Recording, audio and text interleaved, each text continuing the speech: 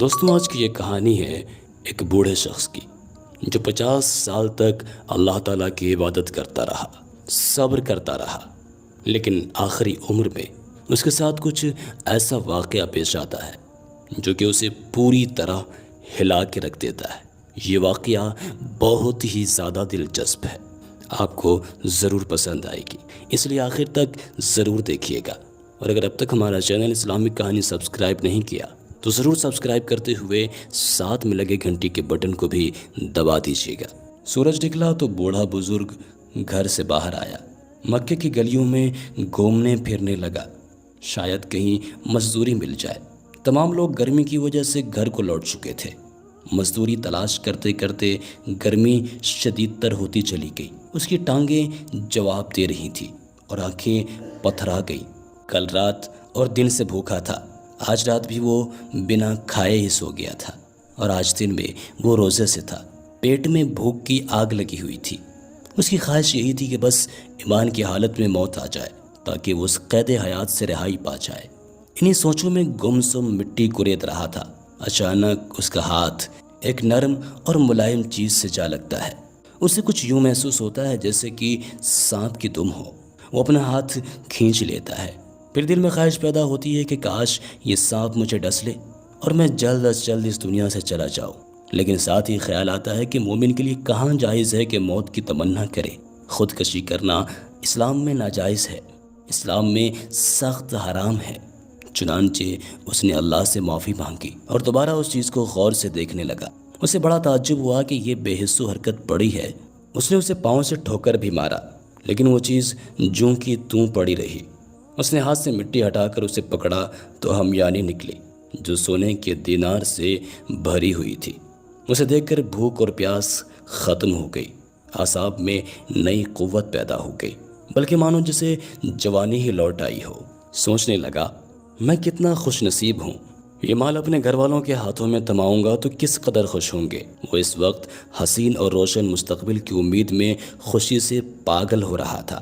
اچانک ایمانی حس بیدار ہوئی اور دل میں القاء ہوا، یہ مال تیرا تو نہیں، بلکہ یہ تو کسی اور کا ہے جو کہ گم ہو گیا ہے۔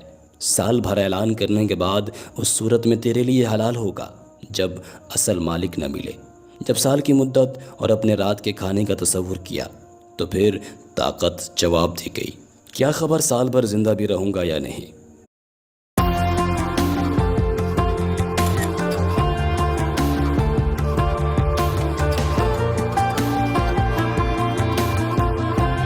اور یہ بھوکی ننگی بیٹیاں کیا کھائیں گی، کیا پہنیں گی۔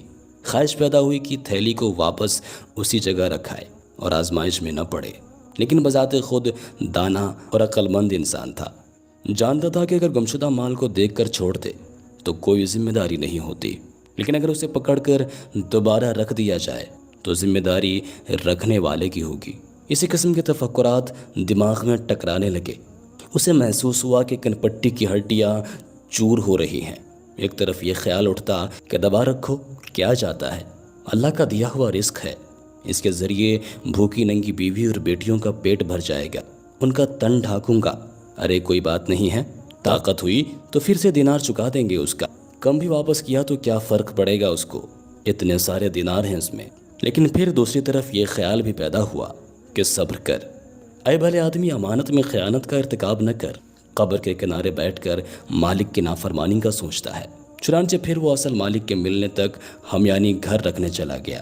چوروں کی طرح گھر میں داخل ہوا تو اس کی بیوی نے دیکھ لیا اور پوچھا، ابو غیاث، ارے کیسے آ رہے ہو، کیا لائے ہو؟ جواب میں کہا، کچھ نہیں۔ بوڑھا انسان اپنی بیوی کو بتانا نہیں چاہتا تھا، جبکہ اس نے آج تک اپنی بیوی سے کوئی خبر چھپائی بھی نہ تھی۔ بیوی نے کہا کہ واللہ آپ کے پاس ضرور کوئی ایسی چیز ہے، لیکن کیا ہے، بتا دو نا۔ بوڑھا بزرگ ڈر گیا کہ کہیں میری بیوی کسی وہم میں مبتلا نہ ہو جائے۔ اسے سارا قصہ سنا دیا۔ وہ عورت دیندار تھی، لیکن ابو غیاث کی طرح صبر اور حوصلے والی نہ تھی۔ کہنے لگی، جاؤ اور کچھ خرید کر لاؤ، کیونکہ ہم لاچار ہیں اور لاچاروں پر تو مردار بھی حلال ہو جاتا ہے۔ ابو غیاث نے کہا، نہیں، ہرگز نہیں، اگر تو نے ان سے ہاتھ بھی لگایا یا کسی کو خبر دی تو تجھے طلاق ہے۔ لبابہ خون کے گھونٹ پی کر خاموش ہو گئی اور یہ اصل مالک کی تلاش میں گھر سے نکل پڑا تاکہ اصل مالک سے مل کر حلال طریقے سے کوئی درہم حاصل کر سکے۔ وہ حرم کی طرف چل دیا۔ حرم میں ایک نوجوان محمد بن جعفر تبری زیر تعلیم تھا۔ تبری کہتے ہیں کہ میں نے ایک خراسانی کو یہ اعلان کرتے ہوئے سنا، اے حاجیوں کی جماعت، میری 1000 دینار سے بھری ہوئی تھیلی کہیں گم ہو گئی ہے، جو کوئی اسے واپس کرے اللہ اسے دگنا ثواب دے گا۔ ایک بوڑھا بزرگ اٹھا جو محمد بن جعفر کے موالی میں سے تھا، کہنے لگا، اے خراسان کے رہنے والے، ہمارے ملک پسماندہ ہیں، حالات ہمارے بہت زیادہ خراب ہیں، شاید آپ کی ہمیانی کسی خوف خدا رکھنے والے انسان کو مل گئی ہو، آپ اس کے لیے انعام کا اعلان کر دیجئے نا، جسے لے کر وہ باقی واپس کر دے۔ نوجوان خراسانی نے پوچھا، ہاں بھائی کتنا انعام؟ ابو غیاث نے کہا 100 دینار، یعنی 10واں حصہ۔ اس نے کہا، نہ بھائی نہ، ایسا نہیں ہو سکتا، میں اللہ پر معاملہ چھوڑتا ہوں۔ دونوں جدا ہو کر اپنی اپنی منزل کی طرف چلے گئے۔ تبری کہتے ہیں میرے دل میں آیا کہ وہ ہمیانی ضرور اسی بوڑھے کو ملی ہوگی۔ میں اس کے پیچھے پیچھے چلنے لگا۔ وہ بوڑھا ایک خستہ حال مکان میں داخل ہوا اور یوں گویا ہوا، لبابہ کہاں ہے؟ لبابہ نے کہا، حاضر ہوں ابو غیاث۔ بوڑھے نے کہا، میں نے ایک شخص کو اس کی ہمیانی کی تلاش میں پھرتے ہوئے دیکھا ہے، میں نے اسے یہ بھی کہا ہے کہ تو اس کے واپس کرنے والے کے لیے 100 دینار انعام کا اعلان کر دے، لیکن وہ نہیں مانتا۔ اب ہمیں کیا کرنا چاہیے؟ میرا تو ارادہ ہے کہ ہم یعنی اس کو واپس کر دیتے ہیں۔ لبابہ نے کہا، ابو غیاث، ہمیں تیرے ساتھ 50 سال فقر و فاقہ میں گزارنے پڑے، تیری 4 بیٹیاں ہیں، 2 بہنیں ہیں، ایک ساس اور 8ویں میں ہوں۔ ابو غیاث، اللہ بڑا مہربان ہے، اس کی شان اس امر سے بلند ہے کہ ایسے آدمی کو عذاب کرے جو ان کا واحد کفیل ہو۔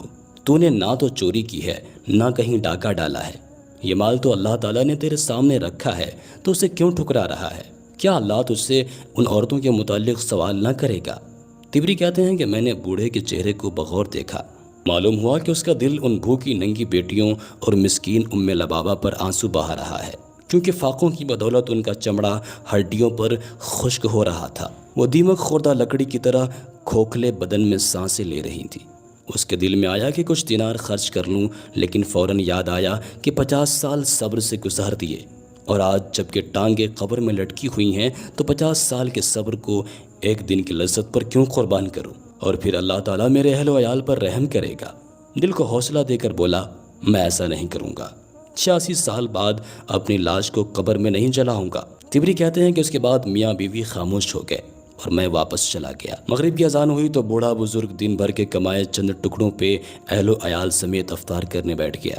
باقی لوگ انواع و اقسام کے عمدہ عمدہ کھانوں سے مزے لے رہے تھے، اور انہیں اس بات کا احساس بھی نہیں تھا کہ رمضان المبارک، جو کہ قربانی اور سخاوت کا مہینہ ہے، اللہ نے بھوکا پیاسا رکھنے کے لیے روزے فرض نہیں کیے تھے، بلکہ اس لیے کہ مسلمان وقتی اور اختیاری بھوک کے ذریعے محسوس کریں کہ دنیا میں ایسے لوگ بھی ہیں جو بھوک پر مجبور ہیں۔ ان کی حالت پر غور کر کے اپنے اوپر اللہ کی بے پایاں احسان یاد کریں۔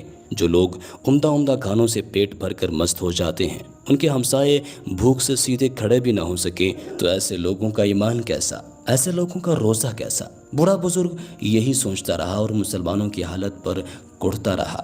پھر کہتا، اللہ تعالیٰ ہی نیکی کا الہام کرنے والا اور روزی تقسیم کرنے والا ہے۔ اس نے آج رات بھی بھوکے گزار دیا اور کھجوریں اور روٹی کے چند ٹکڑے بوڑھی ساس اور بچیوں میں تقسیم کر دیے۔ تبری کہتے ہیں کہ اگلے دن خراسانی حرم میں پھر وہی صدا لگا رہا تھا کہ کوئی میری 1000 دینار والی ہمیانی واپس کر دے تو اللہ اسے دگنا اجر دے گا۔ بوڑھا بزرگ اس کی خدمت میں عرض کرنے لگا، اے نوجوان، میں تجھے کہا تھا کہ ہمارا ملک بے آب و گیا ہے، وسائل زندگی کم ہیں، شاید وہ ہمیانی کسی خوف خدا رکھنے والے کو مل جائے تو انعام کے لالچ میں واپس کر دے، چلو 100 دینار نہ صحیح 10 دینار کا ہی اعلان کر دے۔ اس نے کہا، ہرگز نہیں، بلکہ میرا اور ہمیانی کا معاملہ اللہ کی سپرد ہے۔ اس کے بعد دونوں جدا ہو گئے۔ تیسرا دن ہوا تو خراسانی نوجوان پھر حرم میں وہی صدا لگا رہا تھا، اور وہی بوڑھا کھڑا ہوا اور کہنے لگا، اے نوجوان، تو نے 100 دینار دینے کا اعلان کرنے سے انکار کر دیا، پھر 10 دینار انعام سے بھی انکار کر دیا، تو آج 1 دینار کا ہی اعلان کر دے، شاید کوئی ہمیانی اٹھا لانے والا اس دینار کے لالچ میں واپس کر دے۔ خراسانی نے کہا، نہیں، بلکہ میں قضیے کا فیصلہ اللہ تعالیٰ پر چھوڑتا ہوں۔ بڑے بزرگ کی امید کا آخری سہارا بھی ٹوٹ چکا تھا اور سوچنے لگا کہ ابھی تو 1000 دینار ہاتھ میں ہے، سارا نہ صحیح تو 1 دینار ہی رکھ لوں کہ بھوکے ننگے بیٹیوں کا سامان کر لوں۔ لیکن دینی جذبہ پھر سے موجزن ہوا اور قیامت کے دن کے خیال سے ڈر گیا۔ سوچا، 50 سال کے صبر کو ایک دن کی لذت پر قربان کر دینا سراسر گھاٹا نہیں تو اور کیا ہے۔ ابو غیاث نے خراسانی نوجوان سے کہا، آؤ اور اپنی ہمیانی لے جاؤ۔ تبری کہتے ہیں کہ میں نے ان کے پیچھے پیچھے چلنا شروع کر دیا۔ جب دونوں گھر کے دروازے پر پہنچے تو شیخ اندر داخل ہو گیا۔ تھوڑی دیر کے بعد باہر آیا اور خراسانی نوجوان کو اندر لے گیا۔ میں بھی ان کے ساتھ اندر چلا گیا۔ شیخ نے اندر جا کر محفوظ جگہ سے ہمیانی نکالی اور نوجوان سے کہا، کیا تیری ہمیانی یہی ہے؟ نوجوان نے کہا، ہاں۔ پھر بوڑھے بزرگ نے ہمیانی کا سر کھول کر دینار دامن میں پلٹے اور گنے تو پورے 1000 نکلے۔ پھر کہا، یہ تیرے ہیں۔ لبابا اور اس کی بیٹیاں یہ منظر دروازے کے سوراخ سے دیکھ رہی تھی، جیسے بھوکا دیگ کی طرف دیکھتا ہے۔ خراسانی نے دیناروں والی تھیلی کندھے پر رکھ لی اور اس کے اوپر چادر اوڑھ کر چل دیا۔ لبابا نے یہ منظر دیکھا تو یوں چکرائی جیسے کسی عورت کا اکلوتا بیٹا گم ہو گیا ہو۔ اس کی بیٹیوں کی بانچیں کھلی کی کھلی رہ گئیں۔ چند لمحوں بعد شیخ نے آہٹ سنی تو نظر اٹھا کر دیکھا کہ نوجوان واپس لوٹ آیا ہے۔ اگر یہ بوڑھا بزرگ اس سے روگردانی کر لیتا تو یہ بڑی بات نہ تھی، کیونکہ اس نے ان کے بھوکے ننگے مسکینوں کو دیکھ 1 دینار تک نہ دیا کہ وہ اپنی بھوک دور کر سکے۔ لیکن یہ بوڑھا بڑا بردبار اور حوصلے والا شخص تھا۔ فوراً بولا، بیٹے کیسے آنا ہوا؟ خراسانی نوجوان نے جواب دیا، اے میرے بزرگ، میرا باپ جب فوت ہوا تو اس کے پاس 3000 دینار تھے۔ اس نے مجھے